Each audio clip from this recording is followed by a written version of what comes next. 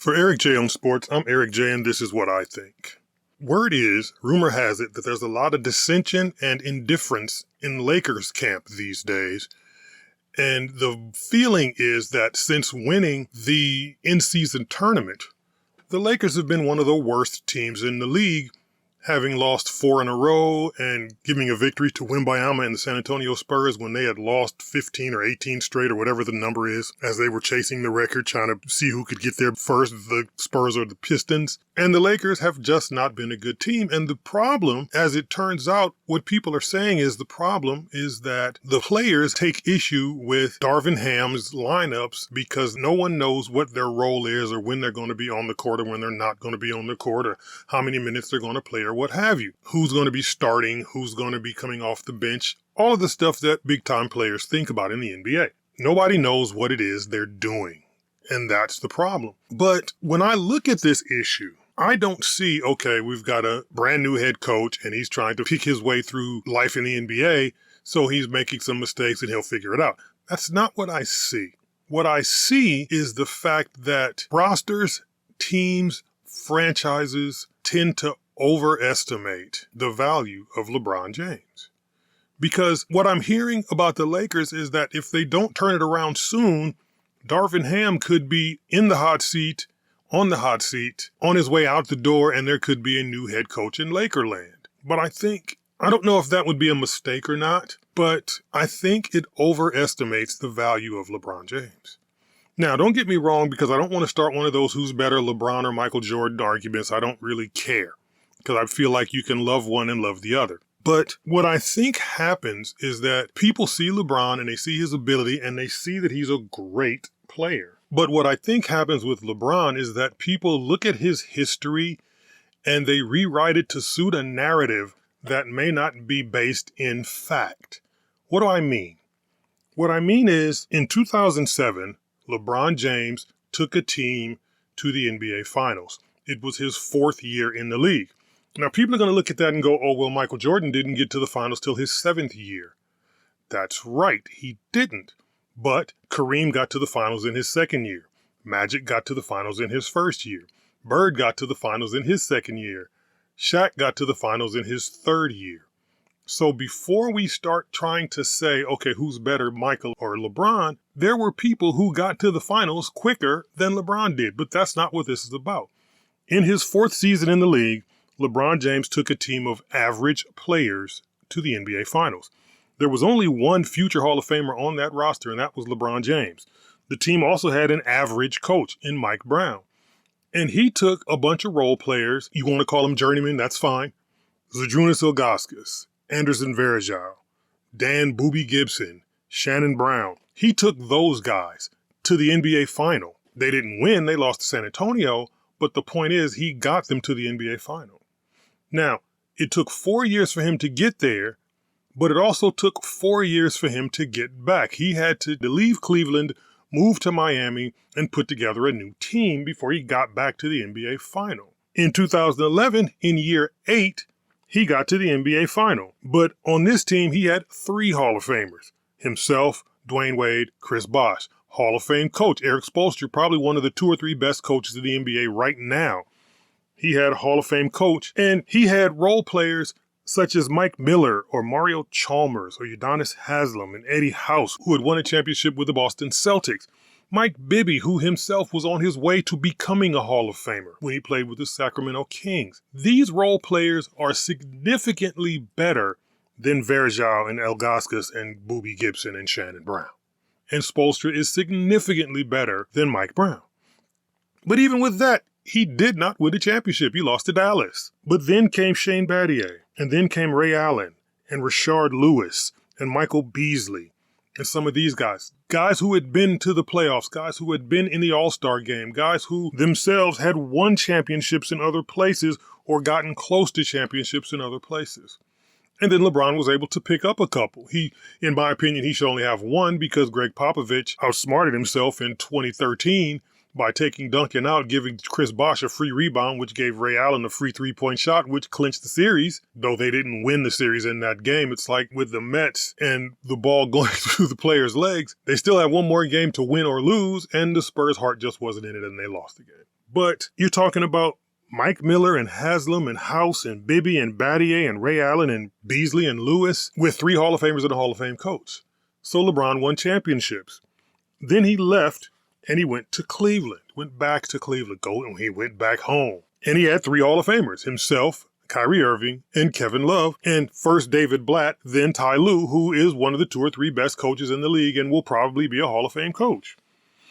And then they had role players like Matthew Dellavedova and Sean Marion and J.R. Smith and Tristan Thompson. And then came Richard Jefferson and Kyle Korver and Darren Williams and Kendrick Perkins, who had won a championship. Richard Jefferson, who had played at the top levels of the league.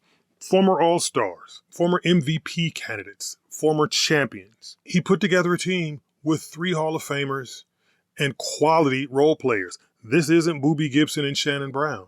This is Kendrick Perkins and Richard Jefferson and Tristan Thompson and Deron Williams and Kyle Korver, arguably the best percentage three-point shooter in the history of the game. So he was able to pick up another championship in 4 more trips to the finals. So now LeBron has 3 championships at this point. But the difference between that 07 team and the Heat teams and the Cavs teams is he had at least 3 Hall of Famers and a bunch of all-star or near all-star role players. Then when he got to the Lakers, he put together a team in 2020 that had 3 future Hall of Famers, himself, Anthony Davis, and Dwight Howard. And another possible Hall of Famer in Rajon Rondo, someone who had already won a championship himself. And a coach who was arguably one of the best coaches in the league in Frank Vogel. And the role players they had there was KCP, Kentavious Caldwell-Pope, Alex Caruso, who was an all-defensive participant, Danny Green, who had already won championships, Kyle Kuzma, JaVale McGee, J.R. Smith again, Jared Dudley. Quality, top-level role players and at least 3 or 4 Hall of Famers. And he gets to the finals and he wins the championship. The team now has 2 future Hall of Famers, himself and Anthony Davis. But the roster is filled out with a bunch of guys who are nice players, but if NBA on TNT, the studio show, Charles Barkley, if he was decided to play who he played for and they ran through the entire Laker roster, he would probably get 50% of those wrong. Because nobody really knows these guys. Christian Wood, Austin Reeves, Rui Hachimura, Jared Vanderveer. Nobody knows these guys, really. So the difference between the winning and the championship franchises and the current roster and the 2007 roster is the fact that he had no less than 3 Hall of Famers and he had former All-Star, former champions as role players. And right now on the Lakers, the way they're currently constructed, they only have 2 Hall of Famers and not 3. And the role players, none of those guys have won championships. None of those guys were former All-Stars or former starters who were taking reserve roles, except for D'Angelo Russell. But D'Angelo Russell couldn't even make it go with Karl Anthony Towns in Minnesota or Steph Curry in Golden State. So you're talking about a really bad roster and a really old LeBron. But the idea is still just give us a coach, just give LeBron a coach and some players, and he can take anybody to the NBA Finals. Which basically means that 2007 trip to the finals with Boobie Gibson and Shannon Brown and Ziggy and Verjao, that basically means that people look at LeBron and they think he's magical. They think all it takes is him, any coach, and any set of players. And it's not the case because the history shows that he has only been successful continually and consistently when he's been on a team with at least 3 Hall of Famers and a bunch of former All-Stars and former playoff participants. So firing Darvin Ham is not going to change this roster. Firing Darvin Ham is not going to take Rui Hachimura and Austin Reeves and Christian Wood and Scottie Pippen Jr. and make them all of a sudden great players. Make them all of a sudden former All-Stars or former playoff participants. That's not what's going to happen. What's going to happen is you'll bring in another coach. Whether he's an experienced coach or whether he's a rookie coach, you'll bring in another coach and the results will be the same. But don't misunderstand what I'm saying here. I'm not saying that LeBron is some kind of scrub. I'm not saying that LeBron is not as great as he clearly is. He is in the top 10 in points, assists, steals, playoff games, minutes played. Any stat you look at, LeBron's in the top 10. So I'm not saying he's a scrub, and I'll prove it here. LeBron James has 4 rings. the same number of rings as Shaq and the same number of rings as Steph Curry. He has one more ring than Larry Bird, and he has one less ring than Magic Johnson, Kobe Bryant, and Tim Duncan, and he has two less than Michael. He has 4 rings. He also has 4 finals MVPs, which means he has one more than Magic, one more than Shaq, and one more than Duncan, 2 more than Bird, 2 more than Kareem, and 2 more than Kobe. And he's got 2 less than Michael. So does that mean Michael is better? No, I'm not saying that. I don't care if Michael is better. I don't care if you love Mike and don't love LeBron. I don't care. I'm just saying that LeBron is as great and should be in the conversation as the greatest of all time with Shaq and Curry and Bird and Magic and Kareem and Kobe and Tim Duncan and Michael. He should be in that conversation. Moses Malone has 1 ring. Olajuwon has 2 rings. David Robinson has 2 rings. Charles Barkley has 0. Patrick Ewing has 0. Dominique Wilkins has 0. LeBron has 4 as the leader of a team. Kevin Durant only has 2, but LeBron has 4 as the leader of a team. He is in a place where only Michael, Magic, Kobe, Duncan, Kareem, and Bill Russell sit. So LeBron is a great player.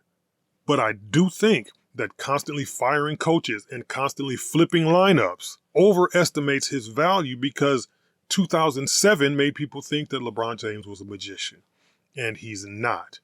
He needs at least 2 other Hall of Famers on his roster and a bunch of guys who were either former All-Stars, former starters, former playoff participants, guys who had won championships like Kendrick Perkins and Rajon Rondo, or who's gone deep in the playoffs to Game 7 of the conference finals like Mike Bibby, or guys who've been around the league a long time and know the league inside out like Udonis Haslem and Richard Jefferson and Tristan Thompson and J.R. Smith. That's what LeBron needs on his team. Kyle Korver, who shoots 57% from 3. Danny Green, who won championships with the Spurs. Kyle Kuzma, who now is a starter and a top player in Washington. That's what LeBron James needs. Alex Caruso, all defensive team member. That's what LeBron needs. You can't just put LeBron and AD and 13 other guys and say, yeah, you can make it to the finals. You've got to give LeBron a team that can win.